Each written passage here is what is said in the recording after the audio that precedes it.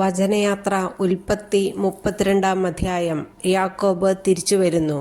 യാക്കോബ് യാത്ര തുടർന്നു. ദൈവത്തിൻ്റെ ദൂതന്മാർ വഴിക്കുവച്ച് അവനെ കണ്ടുമുട്ടി.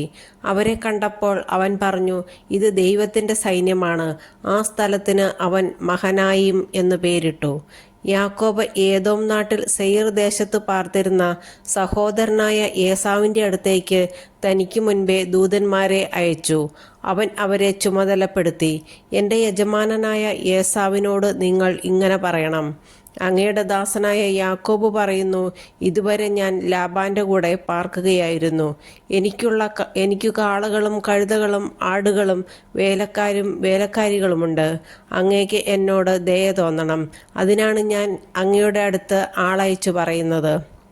ദൂതന്മാർ തിരിച്ചു വന്ന് യാക്കോബിനോട് പറഞ്ഞു, ഞങ്ങൾ അങ്ങയുടെ സഹോദരനായ ഏസാവിൻ്റെ അടുക്കൽ ചെന്നു. അവൻ 400 ആളുകളുടെ അകമ്പടിയോടെ അങ്ങയെ കാണാൻ വരുന്നുണ്ട്. യാക്കോബ് വളരെയധികം ഭയപ്പെട്ട് അസ്വസ്ഥനായി.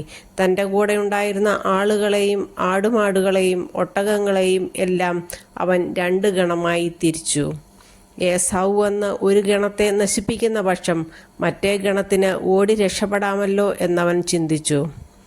അവൻ ഇങ്ങനെ പ്രാർത്ഥിച്ചു, എൻ്റെ പിതാക്കന്മാരായ അബ്രാഹത്തിൻ്റെയും ഇസഹാക്കിൻ്റെയും ദൈവമേ, നിൻ്റെ നാട്ടിലേക്കും നിൻ്റെ ചാർച്ചക്കാരുടെ അടുത്തേക്കും തിരികെ പോവുക. ഞാൻ നിനക്ക് നന്മ ചെയ്യും എന്ന് അരുളി ചെയ്ത കർത്താവേ, അങ്ങ് ഈ ദാസനോട് കാണിച്ച കാരുണ്യത്തിനും വിശ്വസ്തതയ്ക്കും ഞാൻ ഒട്ടും അർഹനല്ല. കേവലം ഒരു വടിയുമായിട്ടാണ് ഞാൻ ജോർദാൻ കടന്നത്. ഇപ്പോഴിതാ ഞാൻ 2 ഗണമായി വർദ്ധിച്ചിരിക്കുന്നു. എൻ്റെ സഹോദരനായ ഏസാവിൻ്റെ കയ്യിൽ നിന്ന് എന്നെ രക്ഷിക്കണമെന്ന് ഞാൻ അങ്ങയോട് പ്രാർത്ഥിക്കുന്നു. അവൻ വന്ന് എന്നെയും കുഞ്ഞുങ്ങളെയും അമ്മമാരെയും നശിപ്പിച്ചേക്കുമെന്ന് ഞാൻ ഭയപ്പെടുന്നു. നിനക്ക് നന്മ ചെയ്തു നിന്റെ സന്തതികളെ കടൽ തീരത്തെ മണൽത്തരി പോലെ എണ്ണാനാവാത്ത വിധം വർദ്ധിപ്പിക്കും എന്ന് അവിടുന്ന് അരുളി ചെയ്തിട്ടുണ്ടല്ലോ. അന്ന് രാത്രി അവൻ അവിടെ താവളമടിച്ചു. തൻ്റെ പക്കലുള്ളവയിൽ നിന്ന് അവൻ സഹോദരനായ ഏസാവിന് ഒരു സമ്മാനമൊരുക്കി. 200 പെൺകോലാടും 20 ആൺകോലാടും, 200 പെണ്ണാടും 20 മുട്ടാടും, കറവയുള്ള 30 ഒട്ടകം, അവയുടെ കിടാക്കൾ, 40 പശു, 10 കാള, 20 പെൺകഴുത, 10 ആൺകഴുത എന്നിവയെ അവൻ മാറ്റി നിർത്തി. ഈ ഓരോ കൂട്ടത്തെയും വേറെ വേറെ തൻ്റെ ഭൃത്യന്മാരെ ഏൽപ്പിച്ചിട്ട് യാക്കോബ് അവരോട് പറഞ്ഞു, എനിക്ക് മുൻപേ പോവുക. കൂട്ടങ്ങൾ തമ്മിൽ അല്പം അകലമുണ്ടായിരിക്കണം. ഏറ്റവും മുമ്പേ പോയവനെ അവൻ ചുമതലപ്പെടുത്തി, എൻ്റെ സഹോദരൻ ഏസാവ് നിങ്ങളെ കണ്ടുമുട്ടുമ്പോൾ നിങ്ങൾ ആരുടെ ആളുകളാണ്? നിങ്ങൾ എവിടെ പോകുന്നു? ഇതൊക്കെ ആരുടേതാണ് എന്ന് ചോദിക്കും. നിങ്ങൾ ഇപ്രകാരം മറുപടി പറയണം, ഇവ അങ്ങയുടെ ദാസനായ യാക്കോബിൻ്റേതാണ്. യജമാനനായ ഏസാവിനുള്ള ഉപഹാരമാണിത്. അവൻ ഞങ്ങളുടെ പിന്നാലെയുണ്ട്.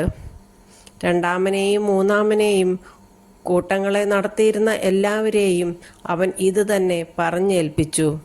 ഏസാവിനെ കാണുമ്പോൾ നിങ്ങളെല്ലാവരും ഇതുതന്നെ പറയണം, അങ്ങയുടെ ദാസനായ യാക്കോബ് തൊട്ടുപുറകെയുണ്ട് എന്നും പറയണം.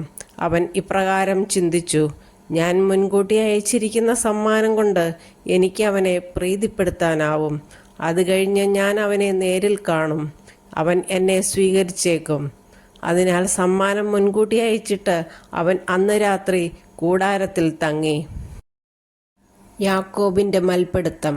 ആ രാത്രി തന്നെ യാക്കോബ് തൻ്റെ 2 ഭാര്യമാരെയും 2 പരിചാരികമാരെയും 11 മക്കളെയും കൂട്ടിക്കൊണ്ട് യാബോക്ക് എന്ന കടവ് കടന്നു. അവരെ അവൻ പുഴയ്ക്കക്കരെ കടത്തിവിട്ടു. തൻ്റെ സമ്പാദ്യം മുഴുവൻ അക്കരെ എത്തിച്ചു. യാക്കോബ് മാത്രം ഇക്കരെ നിന്നു. അവിടെ വെച്ച് ഒരാൾ നേരം പുലരുന്നതുവരെ അവനുമായി മൽപ്പിടുത്തം നടത്തി. കീഴടക്കാൻ സാധ്യമല്ലെന്ന് കണ്ടപ്പോൾ അവൻ യാക്കോബിൻ്റെ അരക്കെട്ടിൽ തട്ടി. മൽപ്പിടുത്തത്തിനിടയിൽ യാക്കോബിൻ്റെ തുട അരക്കെട്ടിൽ നിന്ന് തെറ്റി. അവൻ പറഞ്ഞു, നേരം പുലരുകയാണ്, ഞാൻ പോകട്ടെ.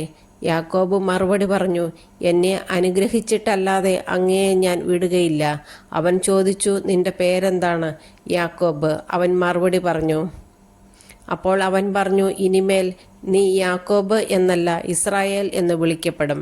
കാരണം ദൈവത്തോടും മനുഷ്യനോടും നീ മല്ലിട്ടു ജയിച്ചിരിക്കുന്നു. യാക്കോബ് അവനോട് പറഞ്ഞു, അങ്ങയുടെ പേര് എന്നോട് പറയണമെന്ന് ഞാൻ അപേക്ഷിക്കുന്നു. എന്തിനാണ് എൻ്റെ പേരറിയുന്നത്? അവൻ ചോദിച്ചു. അവിടെ വച്ച് അവൻ യാക്കോബിനെ അനുഗ്രഹിച്ചു.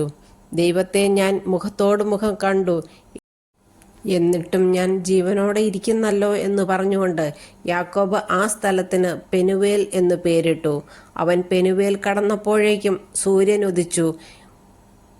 ഉളുക്ക് നിമിത്തം അവൻ ഞൊണ്ടുന്നുണ്ടായിരുന്നു. അവിടുന്ന് യാക്കോബിൻ്റെ അരക്കെട്ടിൽ തട്ടിയതുകൊണ്ട് തുടയും അരയും തമ്മിൽ ബന്ധിപ്പിക്കുന്ന സ്നായു ഇസ്രായേൽക്കാർ ഇന്നും ഭക്ഷിക്കാറില്ല.